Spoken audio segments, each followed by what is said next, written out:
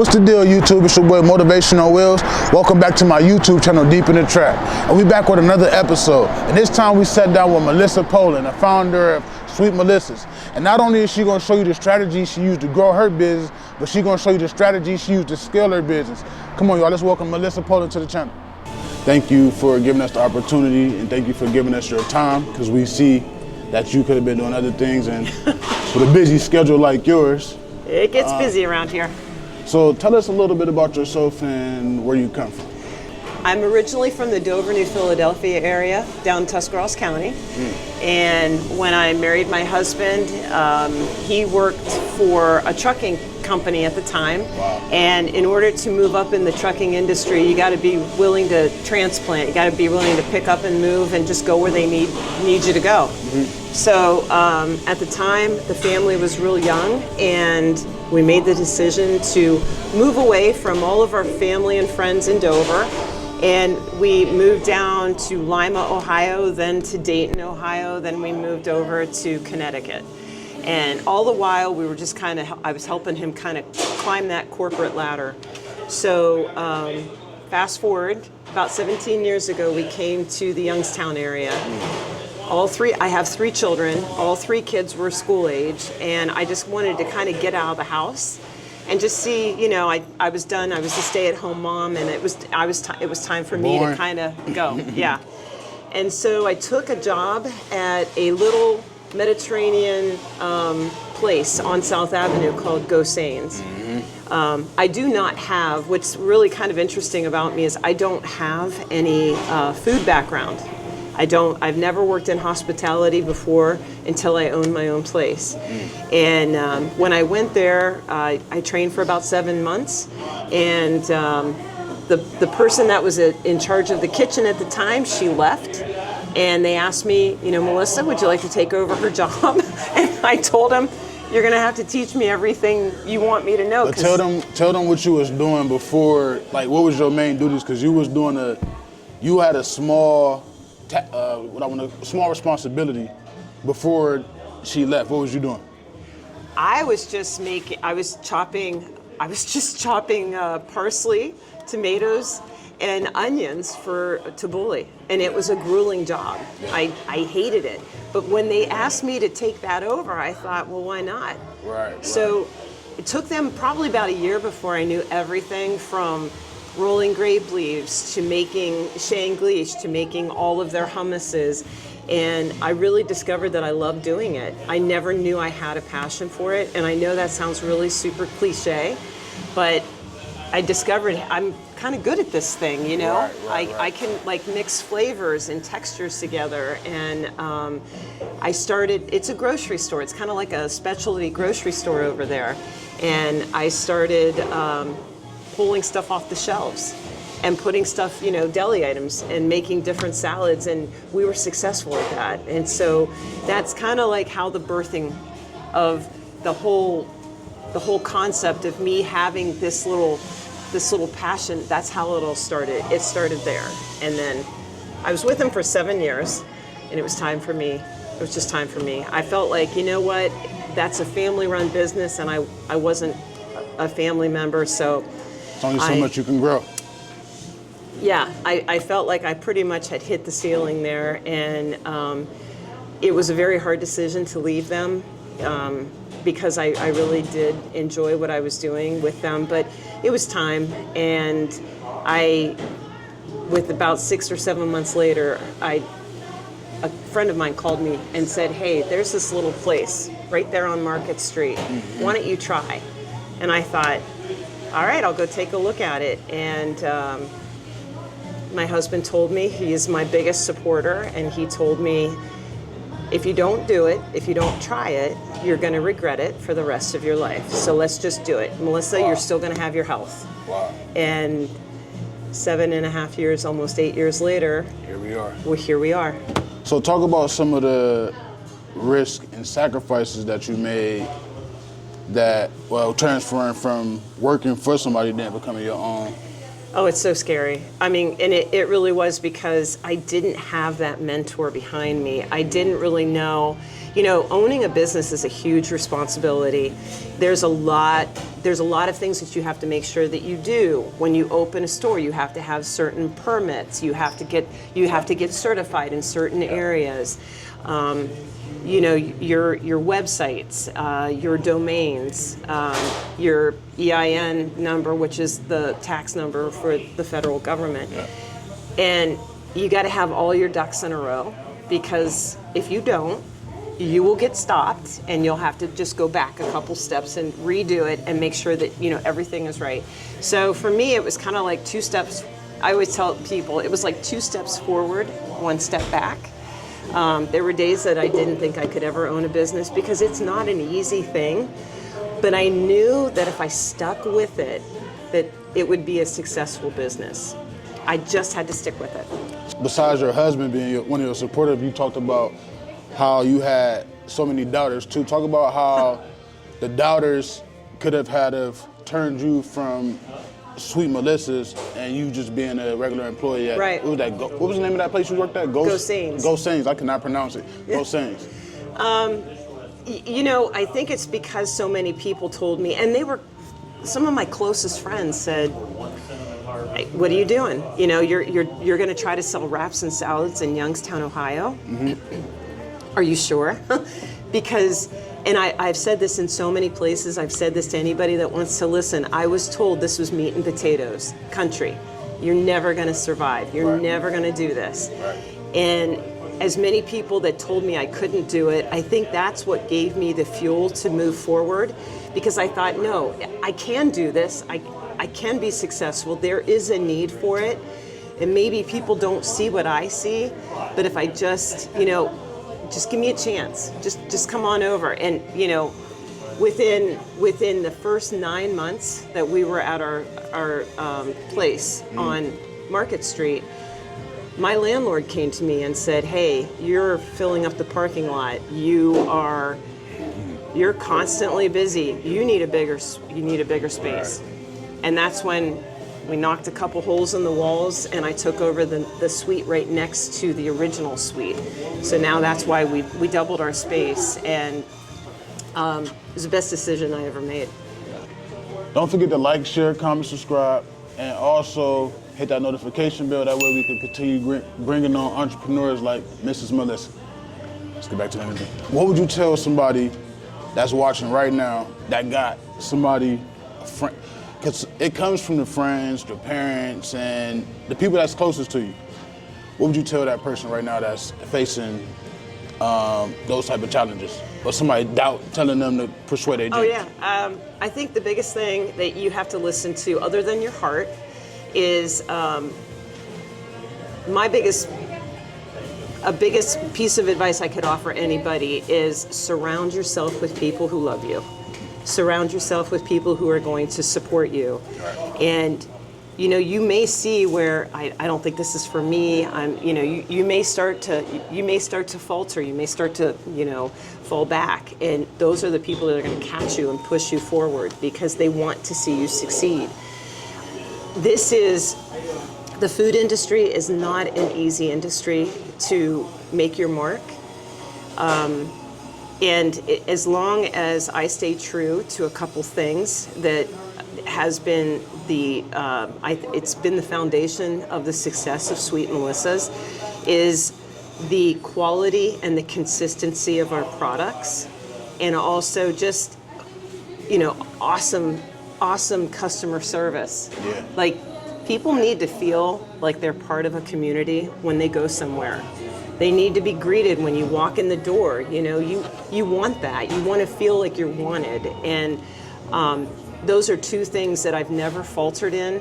So, like, let's say I may have a customer that I may see this customer for, you know, 3 times a week for 6 months, and all of a sudden I don't see them. And I don't know what happened to that customer. I can guarantee it wasn't because something I did, because the same exact product that I bought day one is exactly the same product that I'm using right now. So it's nothing to do with our food. Maybe they might have moved away, or sometimes, you know, you cycle out when you've had so much of one food, you just want to change. And eventually those people come back to me, and it's really cyclical. It's like, you know, they'll get back on the schedule, and they'll take a break, and then they'll come back on. But you got to have that support system. You have to believe in yourself. You have to believe in your dream. And you've got to forge ahead. You've got to push through all the doubters, because I did. And I am so thankful that I did. I mean, this is our second location, and April of 2025 will be our third location up in Howland. Yeah. And you know, the word is spreading, and people are coming. Let's touch on this a little bit, because you said something about consistency, which when I was doing my homework on you, that was big. You talked about that a lot. And most new places like food industry, they don't last, or new entrepreneurs that jump in the food industry, they don't last because of that consistency. Talk about, where did you get that mindset from? And to understand that you knew this was going to be, like, if you wanted to last as long as you've been lasting and growing the way that you're growing, like, you understood that consistency has got to be key. Consistency, yeah, that's key. And I think sometimes when people, they don't see that growth right away. Like when you're a new business owner and you've got this great idea and you know your product is really good, you know your food is awesome, you're not going to see the return right away. It's almost like you're planting a seed in a garden. You gotta plant it. You've got to water it. You have to tend to it, and eventually it's going to take off. But it's something that you need. You have to have patience with it. You have to make sure that you stay true to your product, which is consistency.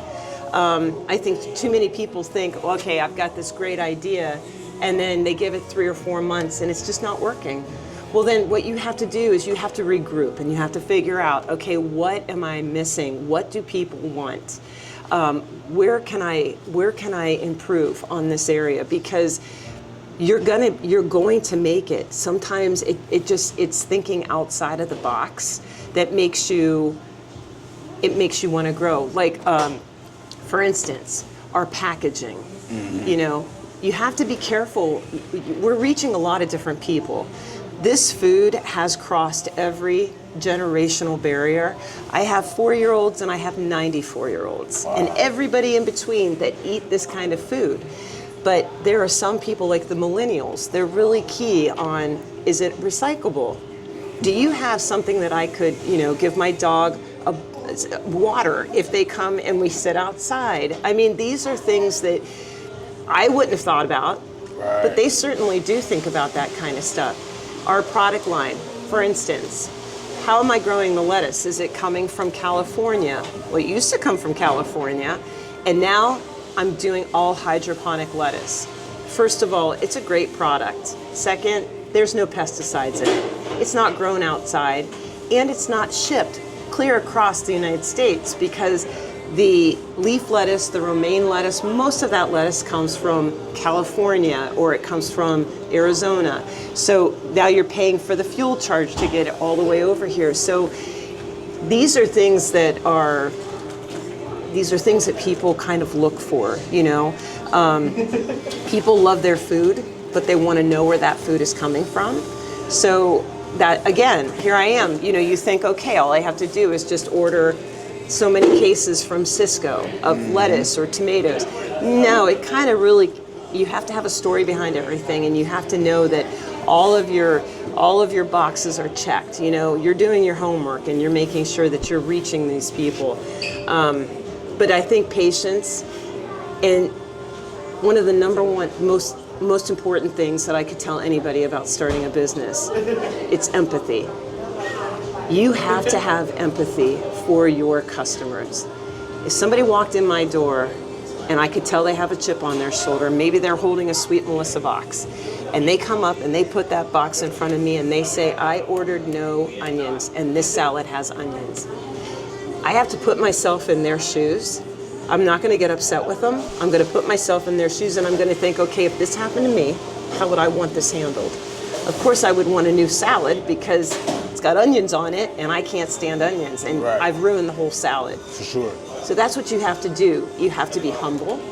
You have to feel empathetic towards your customers. You have to do right by them, and they'll do right by you. That's good. Yeah. So what I got out of all that too is you provide a lot of value. You provide a lot of value because somebody else would have took the mindset of, like you said, the go the cheap route or not the cheap route, but the easy route out. Yeah. And do it the way that everybody else do it, but you found a way that not only works for you, but works for your customer. Right. And talk about how important it is to understand what type of customer you're dealing with. Because it seems like you got your customer down pat too. Well, usually, you know how Chick-fil-A always says, "My pleasure." They always say that. And it just kind of makes you feel good. I mean, it makes you feel like, oh, wow, that was really nice. Somebody That actually... came from Dan Cathy, the CEO. Oh, did it really? Yeah. Okay, well, I mean, there's a reason for that. There's a reason. There's a reason for that because somebody once told me, you could have mediocre food. Your food could be okay at best. McDonald's. But if you give them really good customer service, they're going to want to come back. Because it's not so much what they just paid for, it's how you made them feel. You know what I mean? If you can make somebody feel really good, and again, that's how I want to be treated when I go to a restaurant or to, any kind of fast casual. I want you to look at me. I want you to talk to me. Give me a smile. We pride ourselves on that at Sweet Melissa's. There's nothing. It does not take any time or any effort out of my employees' days, out of their day at all, to just say hello to the customer, look you straight in the eye. How can I help you? What can I get for you today? Let me explain that salad. We will give equal time for everybody. We don't want to rush you. We don't want to make you feel like you're insignificant. And I think we've gotten away from that in our society. Like, we're so busy and we're always on the go. But there's that human contact that we all need, that just that connection. And like I said, like a sense of community when you come into Sweet Melissa's, and I want people to feel like that. I think it's just as important to me as serving a really good product. It really is. So when it comes to location, how you choose location? Because like for a place like this, I'm pretty sure you could have went to like a mall and got a location in a mall too, where there's already a lot of traffic, you know what I mean? Just right, walking, you know what I mean? So what was the mindset behind you picking locations, and what made you want to go with the plazas? Well, actually, the plaza up in Boardman, I thought it was a really nice location because at first we were just going to do wraps and salads, and I was just, no seating. I think I only had 3 tables when I first opened. Didn't have restrooms for people, but I thought, okay, we're going to start small. And I went to the library. Believe it or not, I went to the public library and I did a traffic study. So when you walk into the library, and this is like fantastic news or just information for anybody wanting to start a business, you can go to the library and you can say, hey, and they'll help you. I'm interested to start this kind of a business, but I need to know what kind of traffic patterns, so what kind of traffic patterns there are, on each road. That way you're kind of equipping yourself with information as far as like how much you're going to be charged per square foot for what your rent's going to be. So I looked at 224, and to put a business on 224, exorbitant. It's so expensive. At least it was. It could have changed, but 7 years ago, 8 years ago, there was no way I could afford the rent, because half the battle of starting a new business is simply that it's a new business. Nobody knows who you are. You haven't established yourself. It's a wing and a prayer that you're out there and you're going to start, okay, how can I do this? I've only got this much money to start this business. Right. So you want to place yourself. You don't want to overdo it, but you don't want to underdo it and undervalue yourself. 224 was just totally out of my price range. However, 224 has 60 to 70,000 cars that go up and down 224. from point A to point B, wherever they're going. If they're just going to go drop somebody off at school, or if they're going, to go get gas or groceries or whatever, you got a lot of traffic on 224 Monday through Friday. So I thought, okay, where's the second best location? Where could I go? Market Street. So Market Street popped up, and Market Street, I think back then, Market Street had 18 to 24,000 cars that traveled up and down Market Street. And I thought, well, that's great. There's a lot of business in Market Street and around that area. Yeah. You're pulling from downtown. You're pulling from all those car dealerships. You're pulling from how many different hospitals? You know what I mean? Doctor's offices. So I thought, okay, this is in my price range. I can do this because this is affordable for me. So that was one of the reasons. And when that spot, when it came available, I thought, okay, I'm going to go take a look at it. It's worth taking a look at. And it happened to be an old Chinese restaurant. So the thumbprint of the kitchen was already in there. Another thing you have to think about is I had to get a building that I could cook in. I had to have the plumbing right. I had to have the sinks right. I had to make sure that there was the exhaust system. And it had everything. Had everything I needed. Right. So that's how it was really important. The location was really important based on how far could my money go the first time. Okay, so that was Boardman.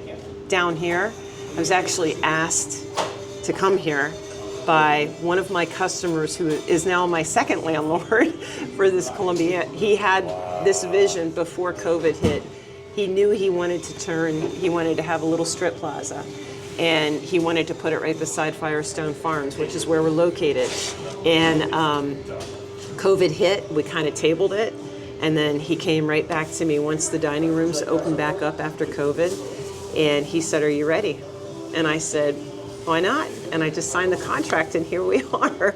Wow. But this is an area, this is up and coming. You have a lot of growth in the Columbiana County area. So this was more of an investment for me. I knew this would be a slow grower, but that's fine.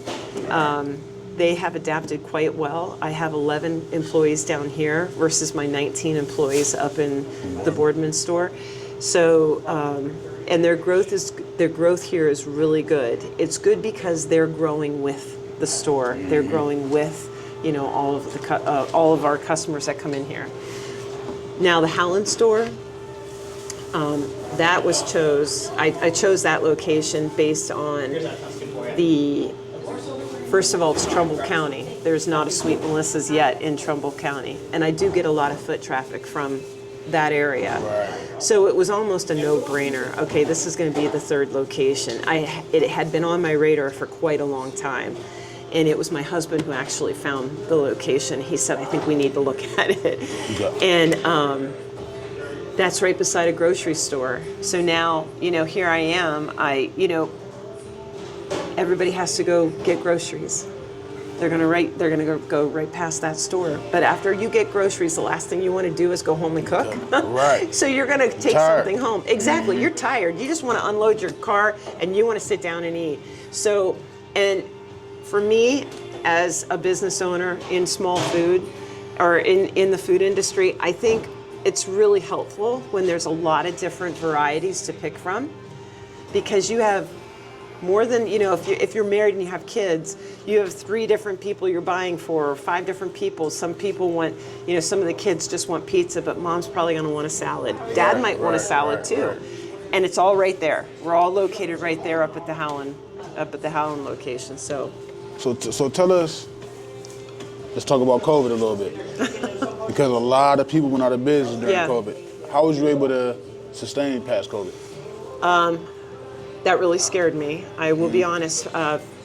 When COVID first hit, I was pretty new. I had only been in business for a couple of years, and especially when Governor DeWine shut down the dining room, at the time I had just started with online.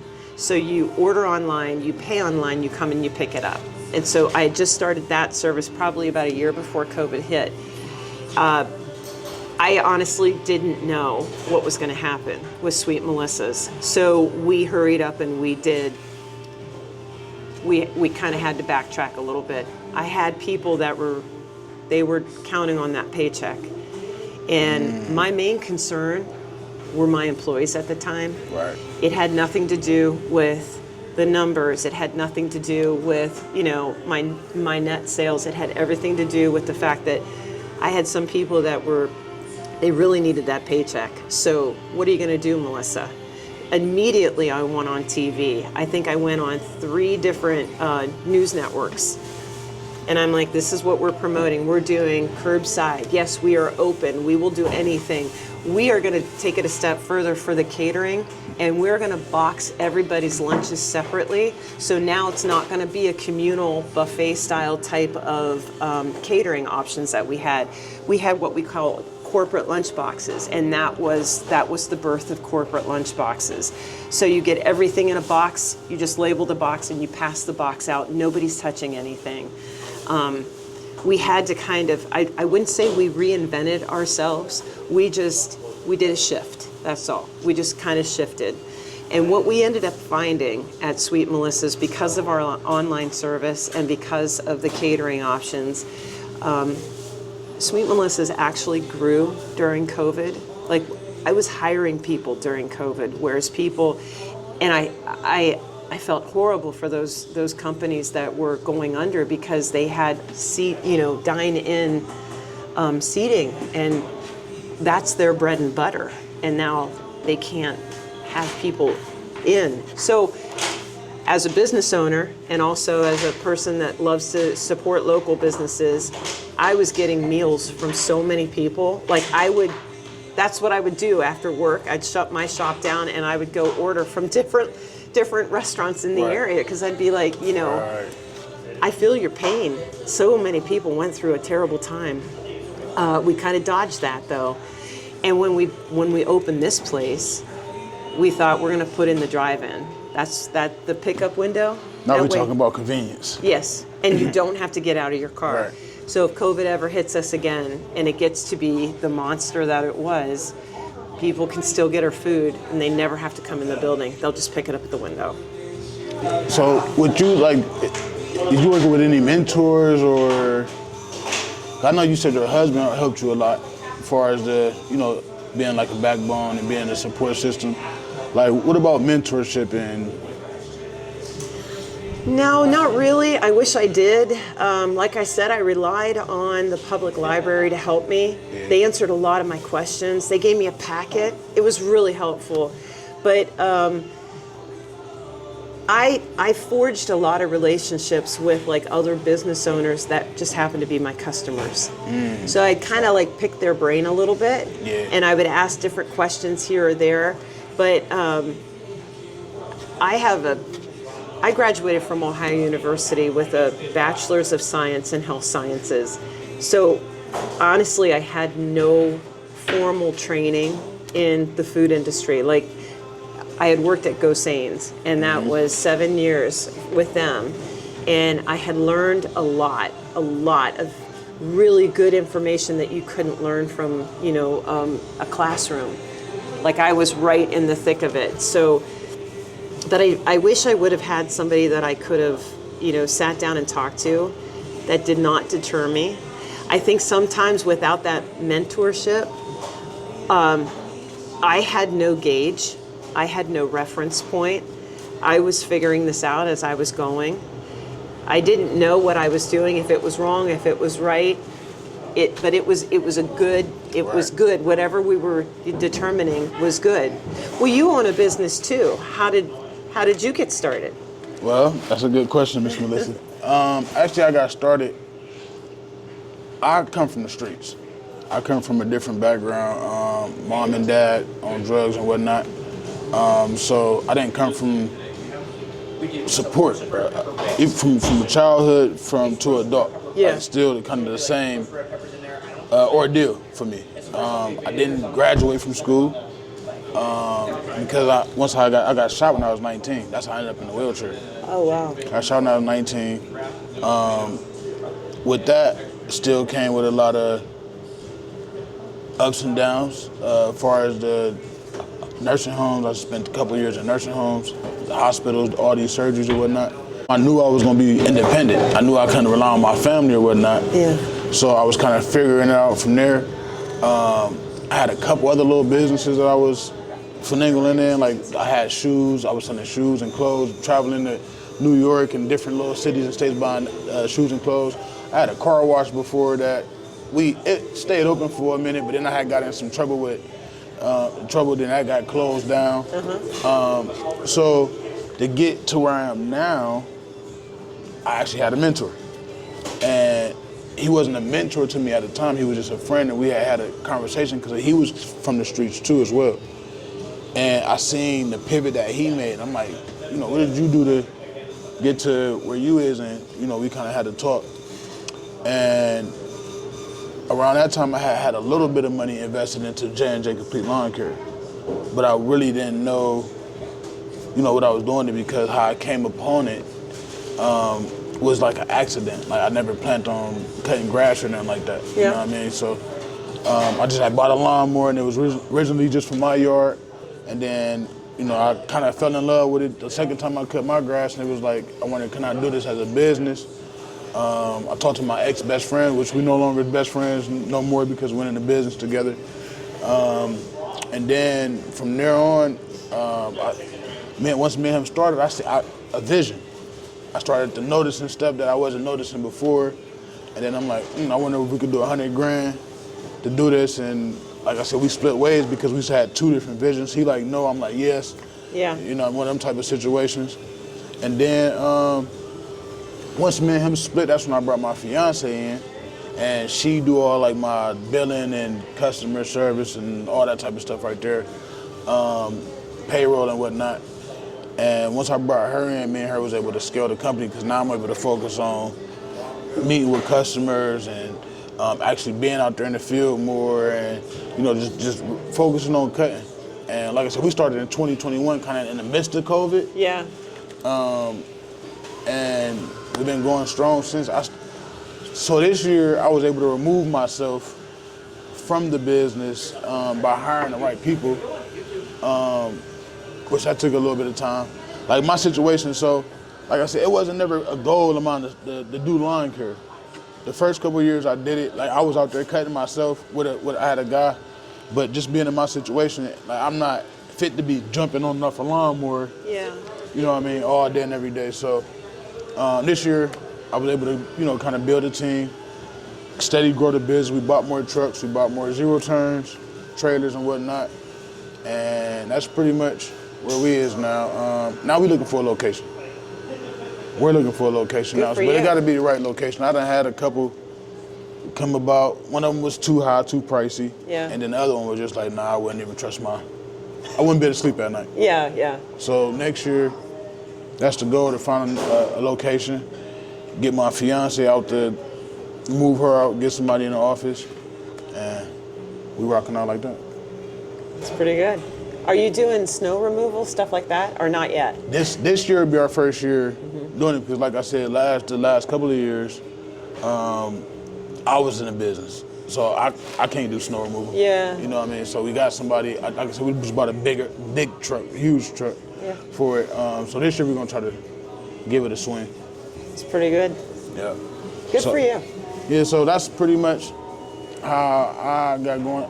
Now what I'm going to, as far as how big I want to make it, I don't know yet. Yeah. Like next year I'm thinking about, I'm not gonna buy anything. I'm just gonna, like I said, get a location, and we just gonna be stable for about a year or two. Yeah. And just kind of rock out like that, because right now you want to kind of, as you know, being in growth mode, it sucks a lot of cash. Yes, it does. So you want to kind of take some time to, get you some money. Mm-hmm. You know what I mean? This year I didn't make a lot of money because I bought all this equipment. I'm hiring people. I got more people working. You know what I mean? And stuff like that. So next year I want to be. It's crazy when you're responsible for people, because you have to think of. You got to think about them now. It's just not all about you. Yeah, it's not so about you no more. No, and that's I'm really fortunate because I have really, really good people. We have longevity in both locations. I have people in the food industry. There's two ladies over there that have been with me for almost 7 years. Wow. 2 or 3 of them. Wow. Yeah, I mean, you don't normally have that when you're working with food, But I they're like, it's like a work family, you know. You have to treat people, your people. I mean, but see, and you could agree with me on this probably. You give your staff something to believe in. They see your vision. They see you here. Yeah. They see you. You know, you ain't out on vacation right now. I'm pretty sure you can go anywhere you want to right now. You know what I mean? Yeah. But they see you here, and that's the same thing with me. It's like, even though I know I don't have to cut grass anymore, it's like if I'm not out doing interviews like this, I usually have on my work clothes just in case one of my guys call me, hey, I need a hand. Yeah. And I think that's one of the most important things especially when you have a small company. Yeah. To where like everybody know who the owner is. Yeah. It's kind of like all eyes on you. It makes such a difference when the owner is that accessible. You know, I appreciate it when I go somewhere and I know, okay, that's the owner of the store here, you know, or that's the owner of the restaurant or whatever. I think that, yeah, I always tell my people, there's nothing that I wouldn't ask them to do that I wouldn't do myself. Because I believe that okay, she's right here, you know, she's working shoulder to shoulder with us. She is, but that's the way I would want it. That's the only thing. I couldn't stay at home even if I wanted to, you know. And you know, just wait till you get your building, because now you're going to be like, oh my goodness, I got to go to the building. I got to go make sure everything's okay. And when you start to expand, you're going to lose sleep, but it's going to be a good thing, right, you know? It's going to be a wonderful thing, right, because as long as you have that drive, then you already have an amazing amount of drive. I can't imagine in a situation where you were shot at the age of 19 and you didn't give up. Yeah. What made you, you didn't give up. Right there. Why wouldn't you be successful? Why wouldn't somebody invest in you? You know what I mean? Right. That's amazing to me. Good for you. I don't even know what to say. You know, you had a lot stacked against you, and that's amazing that you were able to overcome all that. You know, you are not a statistic. You are. Right. You broke the chain. You didn't fall victim to it. You know what I mean? Yes, ma'am. Yeah. That's something. Good for you. Thank you. Yeah. Thank you. So talk about how was you able to bring your kids into the business? I think because we know how important Sweet Melissa's is to you, but I know it's different having the kids hands-on and being like just right there with you, watching this thing grow, watching you be super mom pretty much, and handling them in the business. Like, talk about that a little bit. Well, it's really hard because first I'm their mom when I'm at home, but when I'm in the building and I'm working side by side, I'm their boss, and that's a very tight rope to try to navigate through. There have been times where I've gone toe to toe with my kids. And I don't mean to, but I expect more out of my kids than I do anybody else. And, there have been times where, and I always tell people it's funny, but it's almost happened where, I've fired them and then I've rehired them when we've gone home. Mm-hmm. But I wanted the kids involved in this because, let's face it, anymore, life is super tough out there. Yeah. And we both know it takes two incomes to make a household run, and there's so much that things are getting really super hard financially for all young people. Right. And if I thought I could help my kids out by at least leaving something, starting Sweet Melissa's, okay, if it's successful, I'm going to walk away from this. I'm going to, and I told my kids, I'll walk away from it within 7 years, and I'll turn it over to you guys. So you can make it as big as you want, or as small as you want. You can keep it the same size that you want. It's totally up to you. If you guys don't want it, you can sell it. This is what I said 7.5 years ago. Right. Now I'm looking at it like, okay, well, I'm going to stay in the business until I just really can't do it anymore, because I really do enjoy it. I do want them all to have their own store, which is what I'm, kind of going down that line right now with 3 stores, and we'll see what happens. We'll see if it's still something that they all want to do. They seem to be on board with everything. My oldest graduated from YSU. She is a school teacher by trade, but I needed her help. So she stopped teaching and she gave up that career to help me. Wow. So, and that was super helpful. And then my next 2, college was not a thing for them. They just didn't want to do it, and that's fine. It's not for everybody. Right. You can't force it, but they still needed something. And I thought, okay, if you guys want to work for me, because they had always been in the business like in high school and college.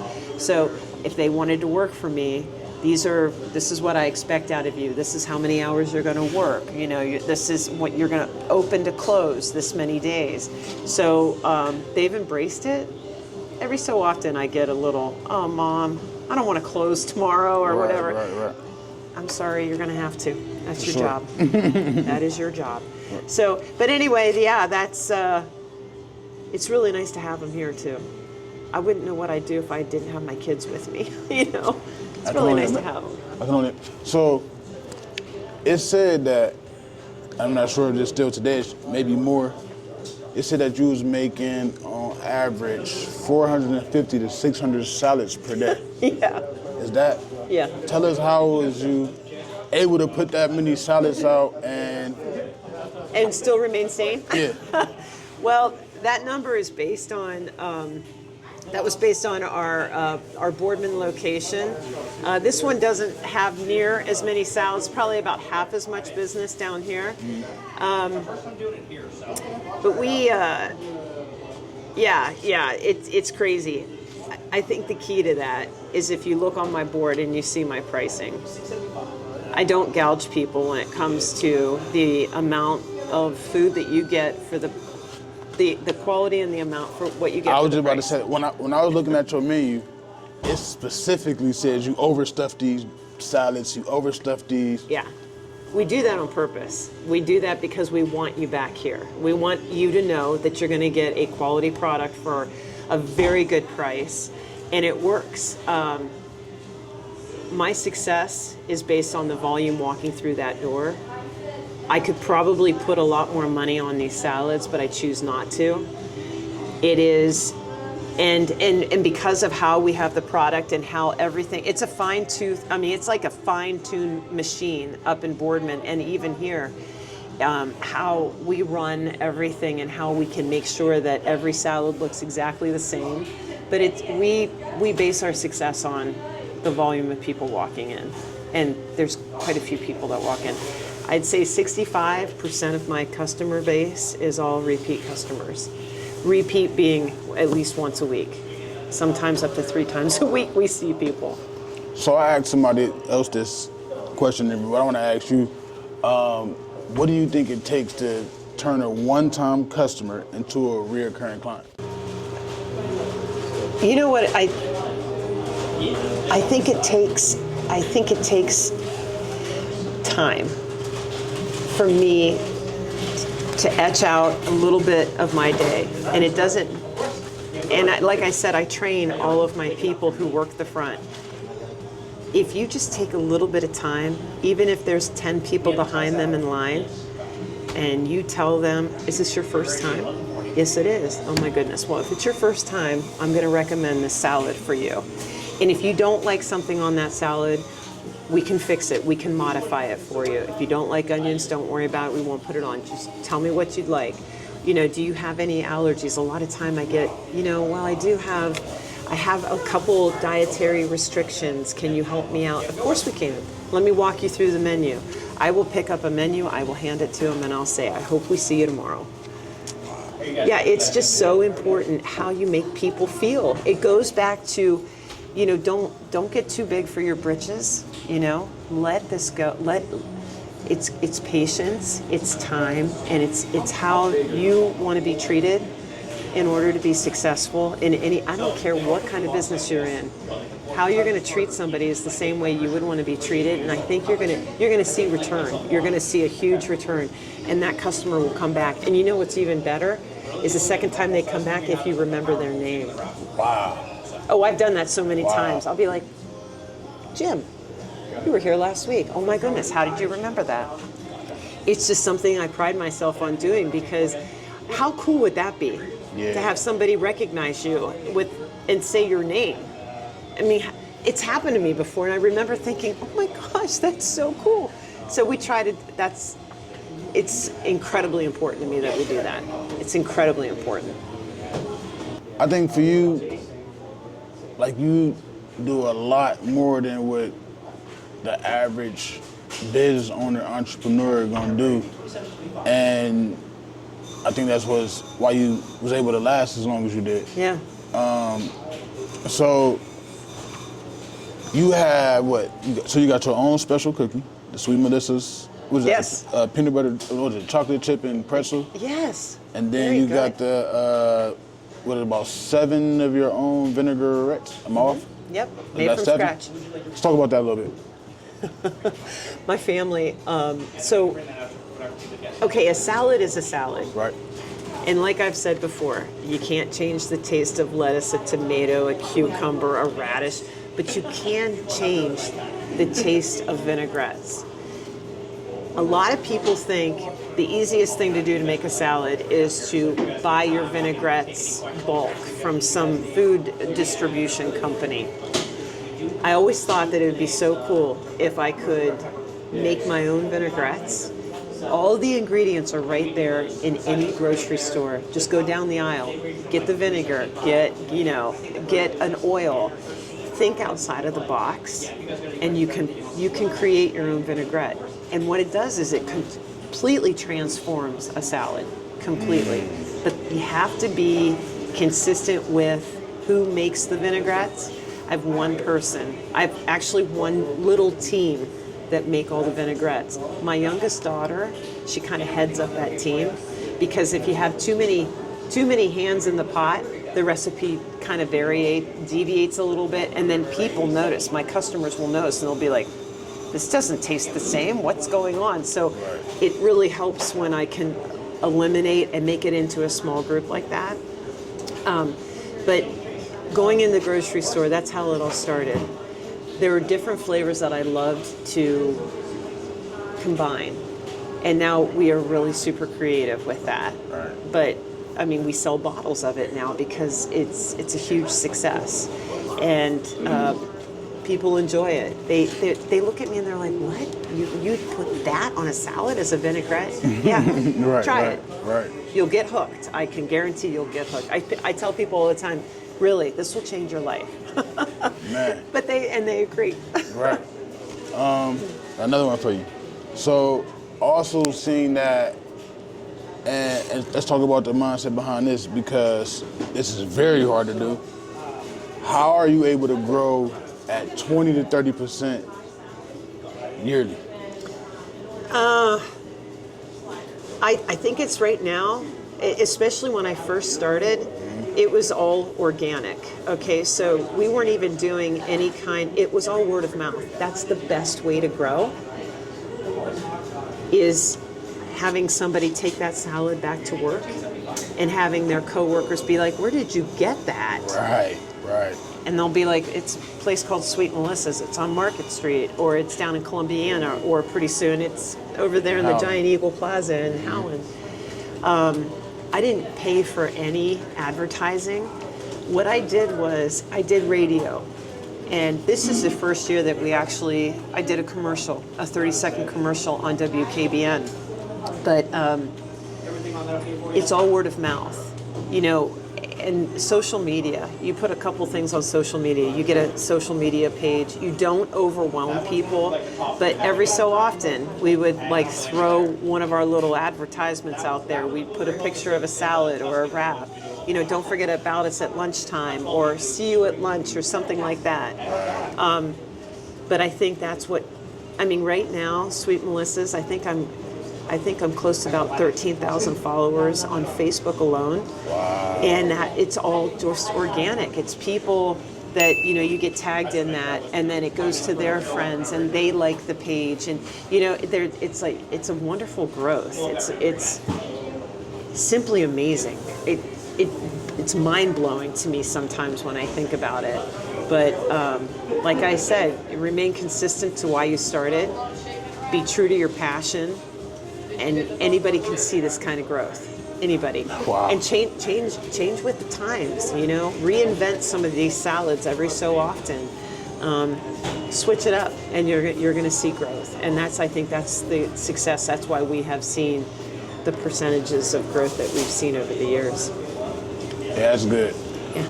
So I know you talked about giving each, well, not each, but the kids an entity of their own, right? Right. Mm-hmm. And like with you, I see like you franchising or something down the lines. Is that something you ever thought about, or is that a goal or something that's been talked about? You know, it's funny you should say that, because I just met with a franchise company that they start the franchises for you. So I had never visited a franchise company before.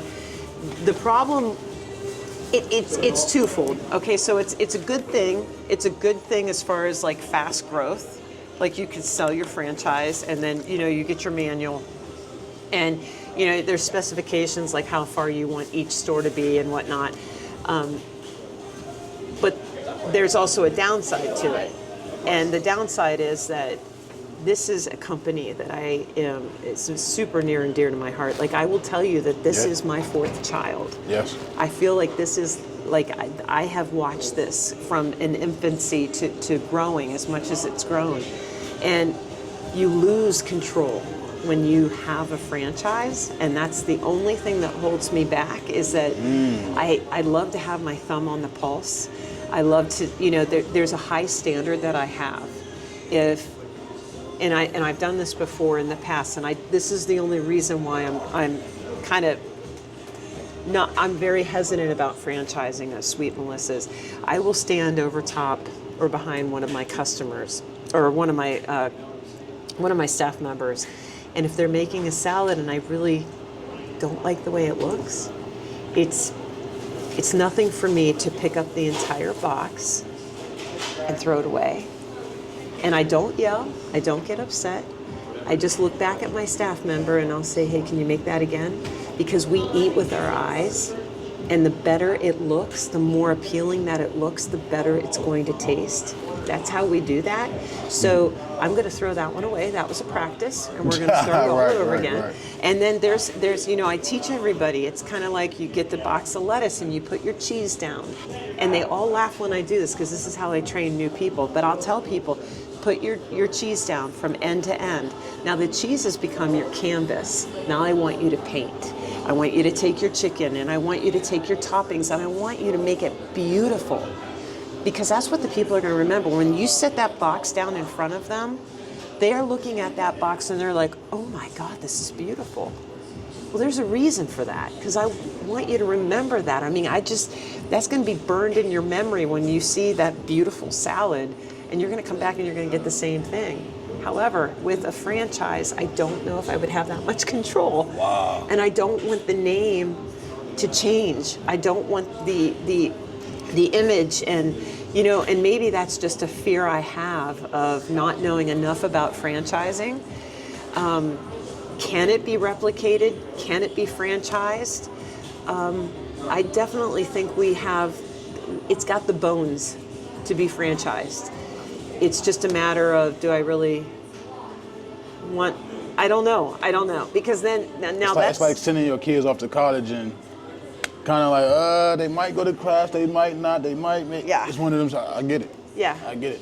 Yeah, because, you know, there would be so many, like, you would have to set up a central distribution where all of the dressings would come from us, you know, and that's how the franchises work. Same with pizza shops. Sometimes they have like the special blend that go in the tomato sauces, so that all of the tomato sauces taste the same. You know, special kind of cheese, that kind of thing. So I don't know. I don't know. I haven't really made up my mind. Well, let's be on the lookout for a Sweet Melissa's franchise. We might get one and we might not. Let's be on the lookout. So, where do you see the company going if we don't do a franchise? Where do you see yourself in the next 5 years? Sweet Melissa's, where do you see us in the next yourself in the next 5 years? In the next 5 years, I'm going to see myself on a beach somewhere, me and my husband, hopefully. You deserve it. You definitely deserve it. Well, thank you. I really do. I would really like to calm down and just kind of enjoy. I've got 2 grandchildren right now. The first one is 2, and the second one she'll be 6 weeks tomorrow. I would love to enjoy my grandkids, do the same thing that my mom and dad did for me and my in-laws. You know, be a part of helping raise the kids. I would love that, but as far as the Sweet Melissa's, do you know that I don't really have an exit strategy? I'm going with this. I can tell you, as long as I enjoy what I do. For a lot of people, because we got to remember we talk. So for a lot of people that don't know, can you explain to them what an exit strategy is, please? That's key. That's going to go over a lot of people's heads when you just said that one word, but that's so key. Well, I think the only thing that I know about exit strategy is you have to make sure that you have, however you want to be able to walk away with the company intact. I think that's what an exit strategy is, isn't it? Like you said, you want to have the kids with different, you know what I mean? And you plan on pretty much leaving it to them. That's pretty much an exit strategy. You already pretty much know what your end goal is. That's pretty much it. Or I want to franchise it. Exit strategy. You know what I mean? Yeah. Or I want to sell it. Exit strategy. Yeah. So, but a lot of people don't go into businesses thinking about that. No, because what are you going to do? What do you do after 5 years or something, or 10 years? Where are you going to go with that? I have no idea. I feel like I'm still on the wave. I'm still riding it. Right. You having fun with it. Oh, I'm having so much fun with it. You can just tell by when you talk about it how your face light up. You still having fun with it. I honestly love what I do. I love, one of the best parts of this job is getting to know the people that walk through that door. Forging those relationships. It's a blast. It's so much fun. Do you know what's really neat when I go to a store and somebody's like, why do I know you? Why do you look familiar? And I'm thinking, because you always see me behind the counter. Right, right. I'm Melissa. Oh my gosh, and then it all kind of, they have no idea where they just know I have a familiar face, but they don't know from where. Right. But yeah, man, it's, when you walk in this place, to me, when you walk in Sweet Melissa's, it's like you're walking into my house. It really is. It's like you're my guest. So I'm going to treat you like you're my guest. And that's how I feel when I walk in. Well, that's good. I'm glad. I am so glad, because that's what it's all about right there. So I normally ask everybody this one question right here. What does trust, relationships, accountability, principles mean to you? You can start off with trust first. Trust is huge. You will have my trust until you break my trust. Okay, so that's really big. I trust you. I will trust you with anything. I will trust you with the business. I will trust you with the keys. I will trust you with shutting down the cart the right way. That is key. But until if you do something that's going to break the trust, that's on you. That's on you. I gave it to you. And this is what you did. And what was the next one? Relationships. I think it's really important to forge those relationships. And now this is not just with customers. Now I'm talking about my staff.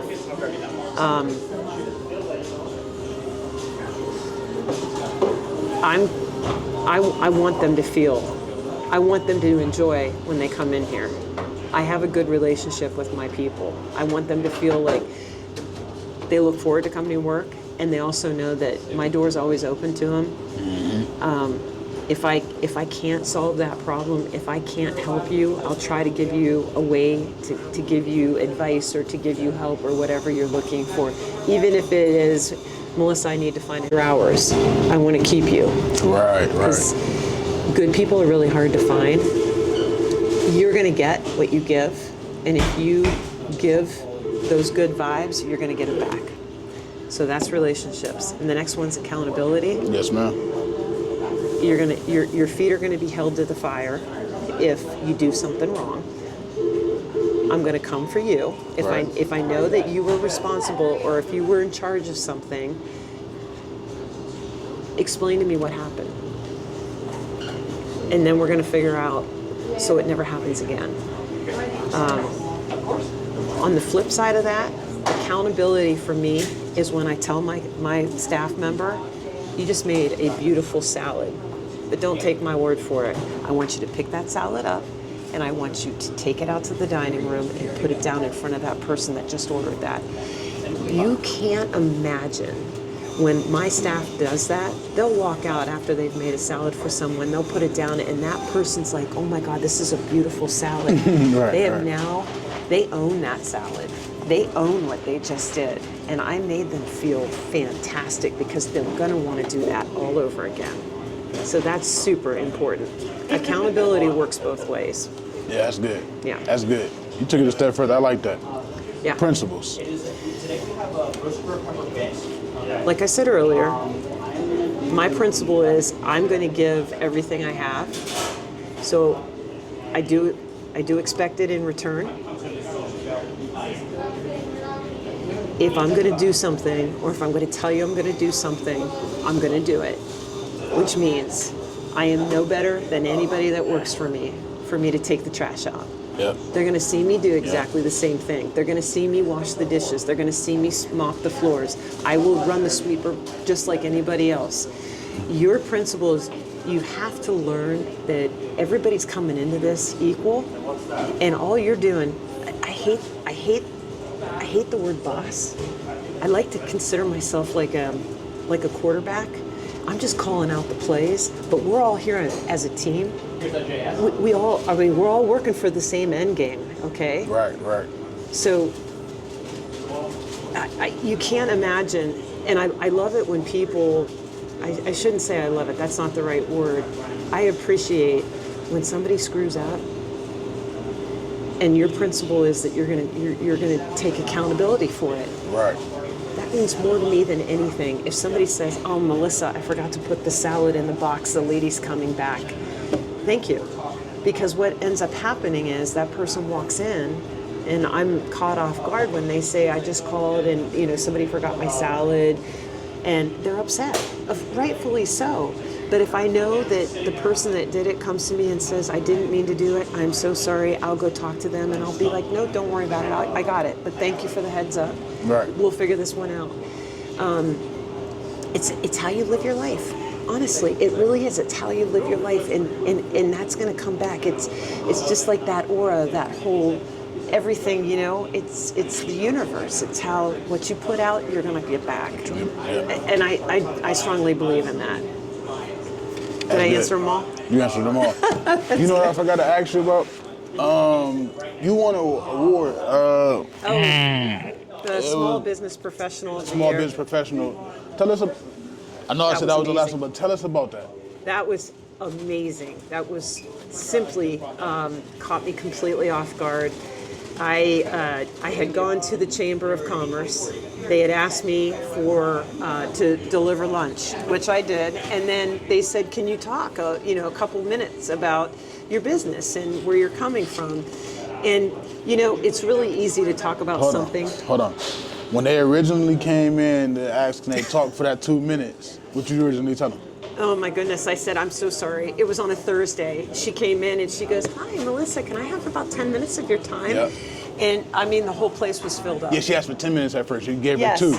And I said, I didn't want to be rude, but I'm in the midst of passing out food, and I said, I don't have 10 minutes to give you. I'm so sorry. Right, I can't do this right now. And she goes, okay, 2. How about 2 minutes of your time? Yep. I go, okay, all right, you got 2 minutes. And she presented me with the nomination. And it was like everything was white noise behind me, and I got goosebumps, and I'm like, what? Right. Are you serious? This is Small Business Professional. This is every business. This isn't any business was, nothing was excluded.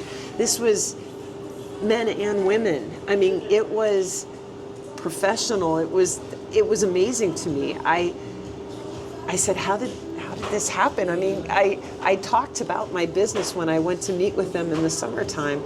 And it's really easy for me to talk about Sweet Melissa's because I love it and I believe in it so much. Right.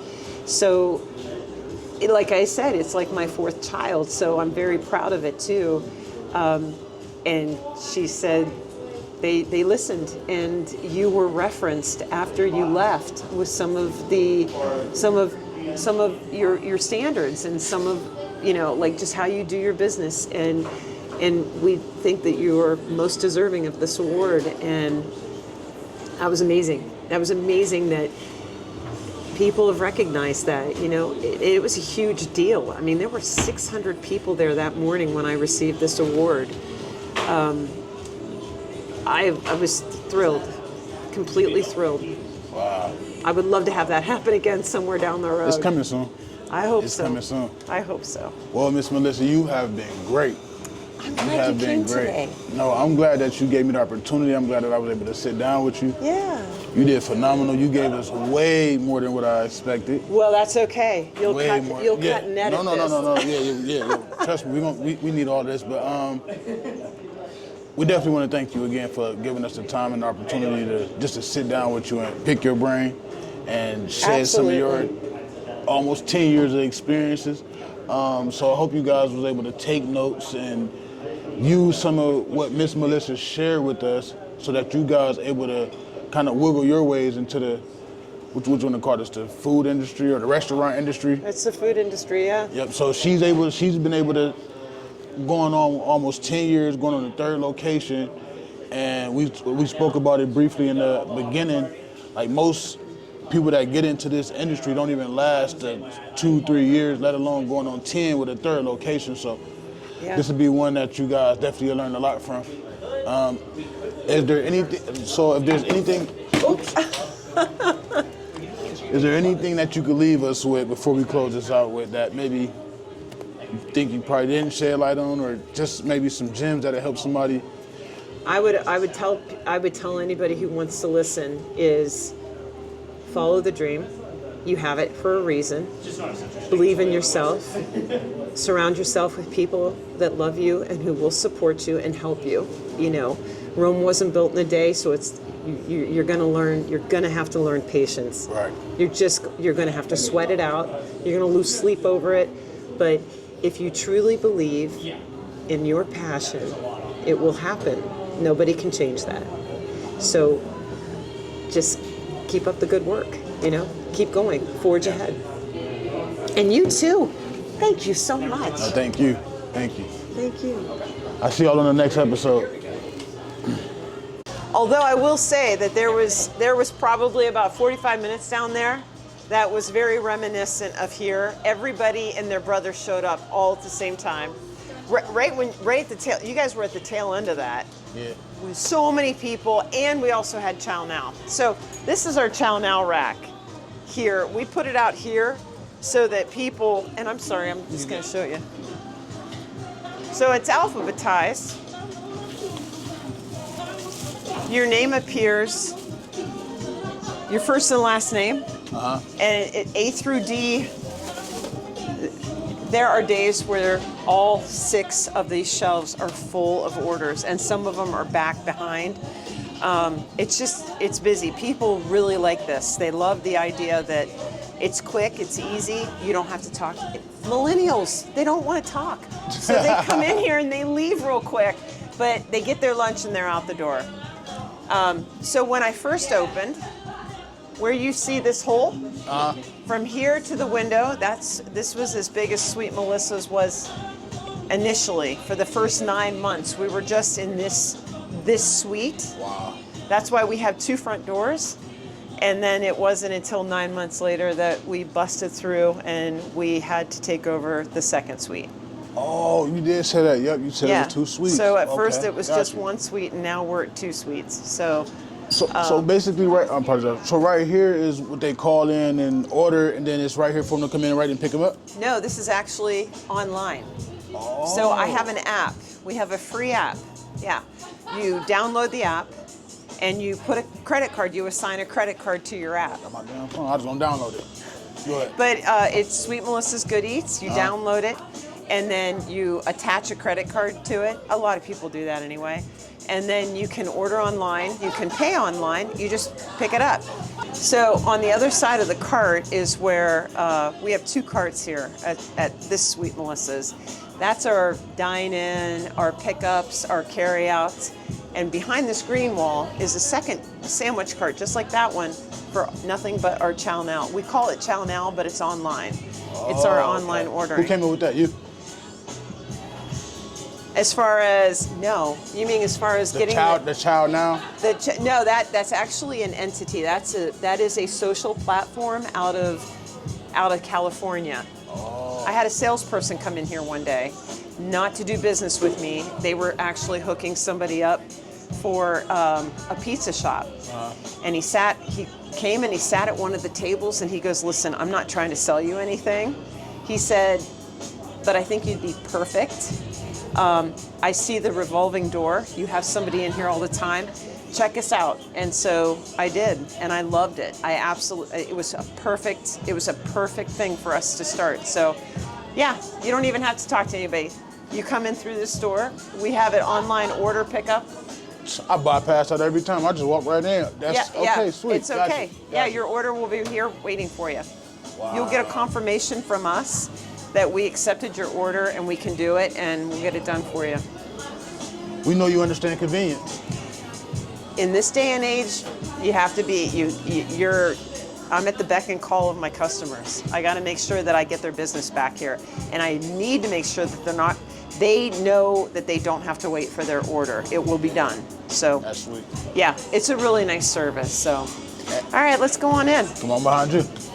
So when I first took over the spot, I had this to the wall. I had the whole thing renovated as Sweet Melissa's. So that's why you see like the black tile over there. They had to do white tile because this is a kitchen. But this was the old section. This is all I had. This was all I had. And then I had the kitchen behind us.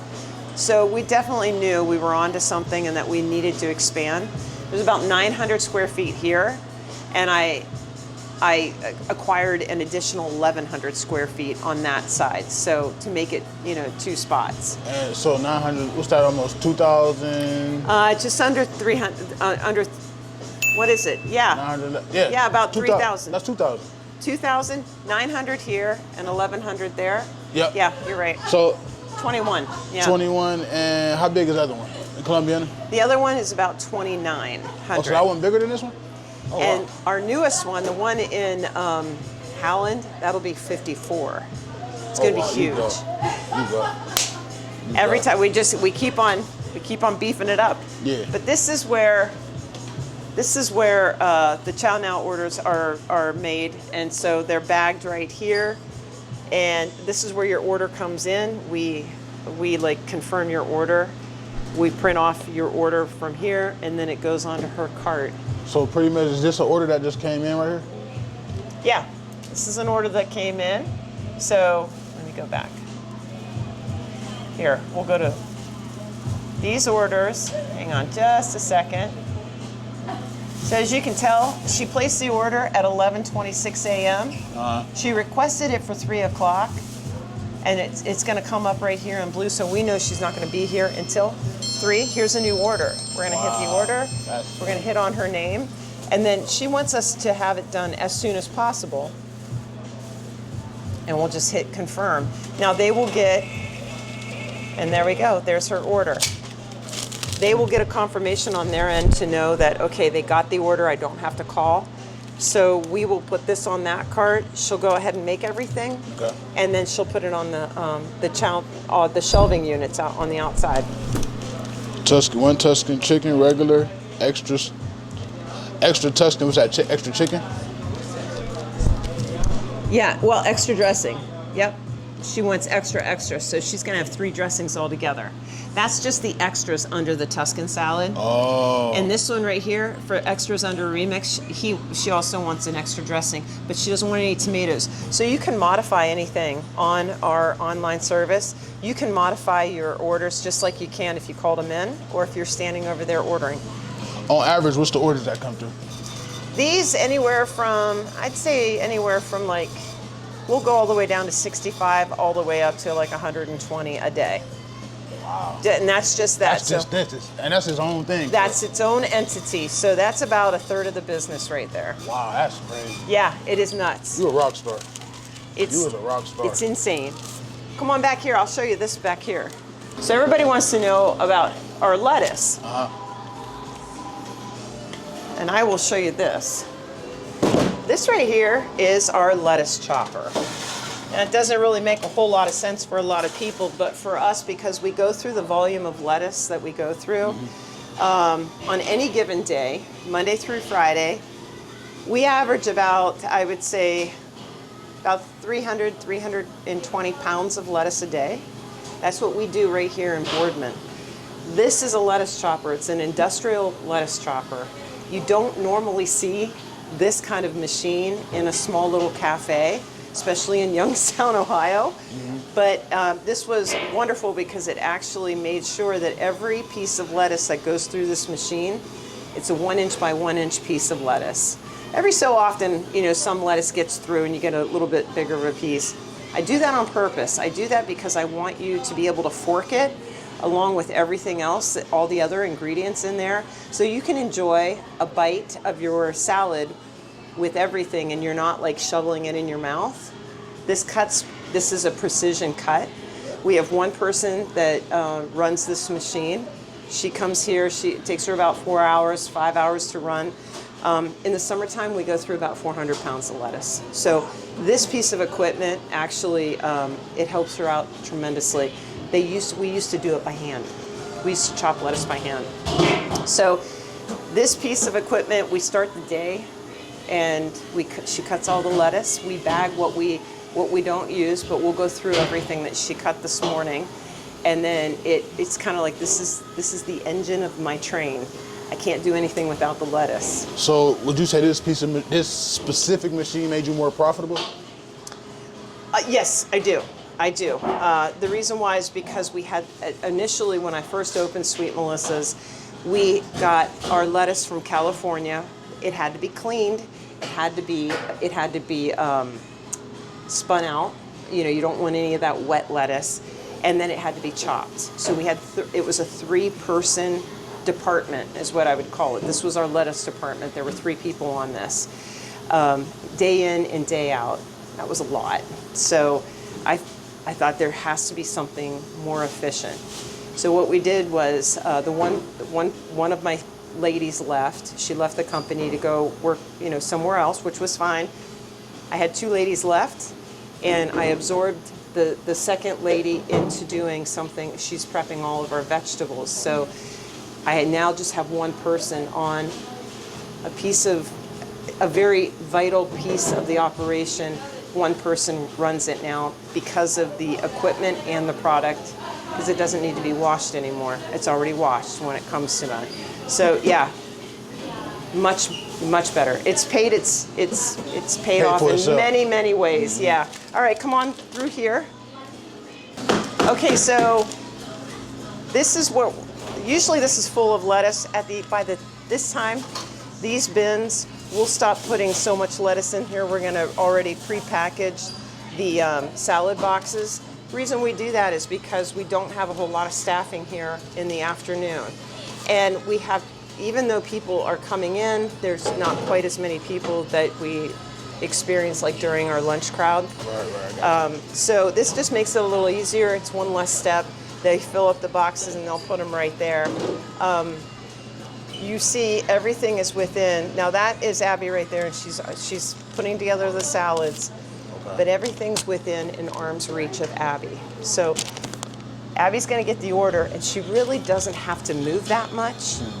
She's got the chicken to her right. She's got the boxes to her left. her salad dressings, her toppings, and everything that goes in the salad is right there in front of her. Which means she could put out more salads at a faster pace. Yes, and it's really easy when we stay out of her way, or anybody that's on the cart, because they're in their zone, and they have to get these orders right. So each person does something different? Basically, yeah. So Abby, this is what Abby's doing right now. Now, this girl right here, her name is Sue. Sue is usually the one. Another point, this is Sue. yeah.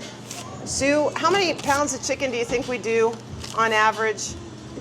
About 200. 40-pound boxes. We'll put 6 in there. And that's just right now. This is kind of like our slow time. 40 pounds. Yeah. 240 pounds. We can go all the way up to. Slow time. Yeah, Some we're in are our slow 8, season. Sometimes 8 or 9 pounds. And they're 40-pound boxes. There's very little waste off of this too. We use a chicken tender. Chicken tenders are a smaller piece, and they have just like that tender. She cuts it off, but it's a better product. It tastes a lot better. We bake all of our chicken here, Fresh, yeah. so it comes to us as a raw product.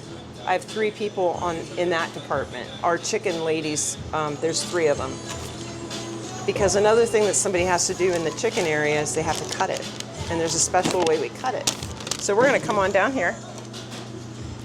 So I noticed, another thing I noticed too, that chicken is the main thing that you sell, but you sell other things, but it comes with mainly like on special days. Yeah, so we do have like sliders. Yeah. And every day we have a different slider of the Yeah. day. We have a different soup of the day. Hey, what's up? I haven't seen you forever. I know. You look great. Well, you do too. Hey, well, there you go. We must be eating at the same place. I bet we are. I'll tell you what, Carl. Carl's one of my favorite customers. He actually has a button. Not one of them. Just the only. But he has his own button. He has a salad that he's modified at Sweet Melissa's. So instead of having us always have to print it out, with everything, we just gave him a button. It's called Carl's Salad. We know exactly what he wants when he walks in the door. You know what? This place is a lot of deliciousness. Oh yeah? What all come in the Carl salad? It's the most quality salads. I'll eat all of them. I eat all of them. Yeah, but you like your 305 the best, right? I love the 305, but I love the Tuscan too, and I got the Tuscan and the Boom Boom today. Did you really? I'm eating one a day. One a day. I was making my own, and I quit eating here because it was like an inconvenience to come over here from Austin town until I was sick one weekend. Yeah. And I made Deb come and get it. Yes. She saw you. I ate that, and I was like, oh my God, why? The quality was so good. Yeah. I'm not making my own anymore. I'm just gonna come here. So you been coming here since she opened? Oh yeah. Yeah. Absolutely. What's your favorite thing to get? Name it. He- Any salad. My wife loves the shrimp tacos. Yes, that's one of our sliders. We do that She every said if Friday. you're out Thursday, you were out Thursday. You guys ran out quick, We're going through so much shrimp. I bet. It's so much damn shrimp. good. It's so good. You're gonna have to try a Quality. shrimp taco. It'll change your Fridays? life. I'm sorry, it's on Thursdays. Thursdays. Thursdays. Yeah, but It'll the change your life. quality of the salads are just incredible. Oh, it's so crisp, so green. I'm glad you like so it. Good, so delicious. Yeah. So I was wasting my time making my own. Making your own. I was making my own. Oh, what a nightmare! I'm telling you. I'll never do that again. Well, good. I'm So, glad because I'm glad. I missed you anyway. I was Yeah, wondering missed what you happened too. to you. Yeah, absolutely. Well, you look great. So you. Hey, thanks. Pretty tired today. It's Monday. So I got one question for you. Sure. Is it the convenience or the value that she add that keeps you coming back? The value, The value? the quality. It's so good for me. I'm a diabetic. Yep. I've lost so much weight, and just that's when I always say to her, don't skip on that quality, raise the prices. That's what you need to do. That's the only thing she need to do. I don't look at my card. I don't look at the bill when the food's that good. I don't care. So many people have said that to me. Yeah. And So many That's the people truth. have said that. I came here one time and I just kept coming. Yeah. The crispy onions. Yeah. I don't do onions. I gotta just try something. See, my only problem is when I come to places, I find something I like, I just keep eating that. Well, yeah, you're So a now I'm creature gonna of switch it. habit. Yeah. I am too. So I I'm gotta not. switch it Why? up. Yeah, I don't want to reinvent the wheel. If I really like something, I'm going to stay there. With the salads, they're so good. I mean, the 305 is something else. That's your That's a salad. meal and a half if you're hungry. Right. That's your go-to. Yeah, that go-to. I've really been hooked on the Tuscan. Tuscan It's got is fresh cranberries in it, beautiful onions. The Sunflower seeds. dressing is the sunflower seed. Everything about it I love. It's so fresh. And I feel so good. I eat your salads day after day. By Thursday, I look fantastic and I feel fantastic. More energy and everything, huh? Everything. Yeah. Yeah. I Great could job. see. I could do. probably employ him. Can I get my salads so I can go home and eat them? Of course. Everybody in here can work the back of the house and the front of the house. Like my staff in the evening. Well, Sue, unfortunately, is only working in the back. Sue doesn't like to work with customers. Right. But honestly, this is like the younger kids, and I can leave these guys. I could go to Sam's Club. I could go home early, and I'm completely fine with them shutting the shop down. They know, they listen. They're just like my kids, Yeah. and I love them just like my kids. Right. You guys are something. Oh. So who been working with you the longest? In here, so Sue's the longest person that's in the kitchen today. What'd you say? No radishes. Oh no, yeah, we're out of radishes. But I've had one girl. I started. I was like 6 weeks in, and she was due to deliver her third child, like a month later, and she asked me, "Do you need some help?" I mean, I'd love to help you. Right. She came back 3 weeks after her baby was born and started working for me, and she's been with me ever since. That's Sue? No, that's not Sue. That's another girl. She's not here. Jess. She's Okay. not here. Yeah. But come on over here. You want me to make you a salad, and I'll show you exactly how I do it? Or we can make one together if you give me some gloves. Okay. Yep. It's the best part, y'all, right here. I'll tell you what you make, you can take home with you. Okay. There you go. Everybody gets at least 4 ounces of lettuce in each box. How you determining that? We have weighed them. Oh, okay. We have weighed them over and over again, and now we know based on how, you see how nice and fluffy that is? So we know if it comes up to that line, that's how many ounces is going to be in there. Every so often we'll do a spot check on it, and we'll make sure that we're right on target, but that basically is what you get. You cannot, we get in trouble if we're like a little lean on our ingredients. People let us know. But it's good because they let us know. It's not like they go and they hammer me on Facebook or on Google or Any bad Yelp. reviews? Yes, that's the worst thing I could possibly think of. So what are you hungry for? What kind of cheese do you want? Cheese, We have blue cheese, cheddar cheese, mozzarella, and feta. cheddar. All right. So like I said, this is what you're going to start with. This is going to be your canvas. You got to go end to end with all of your cheese. I want most of the green to be covered. Oh, I got you. That way you're good. I mean, cheese is the best part. Now the next thing I put on is I'm going to put the chicken on. And the reason I do that is because the chicken is warm, and in order to take the chill off of the cheese, we're going to add the warm chicken to it. That way you can taste the cheese even better. Cheese is better at room temperature anyway, but this is being cooled. So we're going to put do you eat chicken? Yes, ma'am. So who come up with all these concepts to know which and how? Well, probably That's something you studied too. the first 7 to 8 salads that were created at Sweet Melissa's, I actually put together myself. And then so many of the other ones come from like customers. I have a couple on here that were designed because of what the customers asked for. And then the staff, they all, they're pretty good about offering, hey Melissa, this would taste good with this. This is about 6 ounces worth of chicken. Once again, I don't want you to leave hungry. So we're gonna spread it all the way around. Okay, now I have 4 of the 5 veggies. I have cucumbers, tomatoes, I have carrots and red onions. And then you also have all this too. And you have bacon. Wow. So let's go cucumbers. Cucumbers? Yep. I also have all these toppings up here.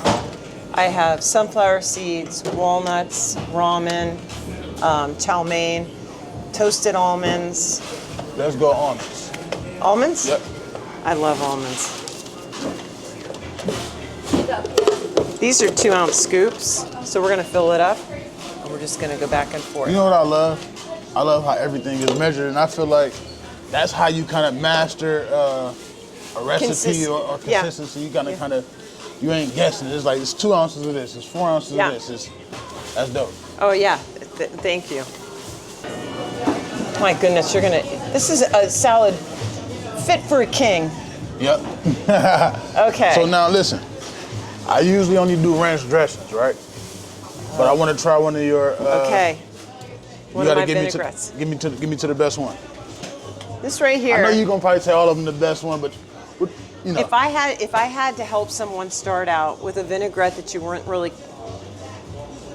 sure about, I would tell you to go with our grapeseed apple, or the apple cider grapeseed. That is our house dressing. And just keep in mind, it's got a little bit of a green hue to it.